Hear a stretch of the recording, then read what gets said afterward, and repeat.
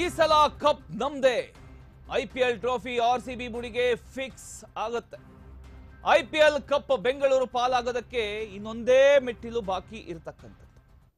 Bengaluru ಆರ್ಭಟಕ್ಕೆ Punjab Kings ತತ್ತರಿಸಿ ಹೋಯಿತು. Punjab Kings ಮಣಿಸಿ ಫೈನಲ್ಗೆ ಆರ್ಸಿಬಿ ರಾಯಲ್ ಎಂಟ್ರಿ ಕೊಟ್ಟಿದೆ. 9 ವರ್ಷಗಳ ಬಳಿಕ ಬೆಂಗಳೂರು ತಂಡ ಫೈನಲ್ಗೇರಿದೆ.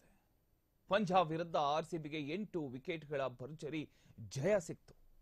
ಐಪಿಎಲ್ 2025ರ ಮೊದಲ ಕ್ವಾಲಿಫೈಯರ್ನಲ್ಲಿ ಆರ್ಸಿಬಿಗೆ ಗೆಲುವು ಸಿಗ್ತಾ ಇರುವಂಥದ್ದು.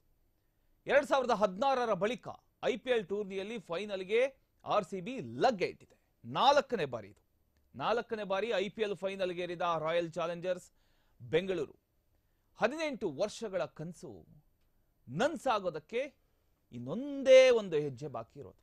ವೇಗ ಸ್ಪಿನ್ ದಾಳಿಗೆ ಉರುಳಿ ಬಿದ್ದ ಪಂಜಾಬ್ 101ಕ್ಕೆ ಆಲ್ಔಟ್ ಆಯಿತು. ನಿನ್ನೆ 14.1 ಓವರ್ಗಳಲ್ಲಿ 101 ರನ್ಗೆ ಪಂಜಾಬ್ ತಂಡ ಆಲ್ಔಟ್ ಆಯಿತು.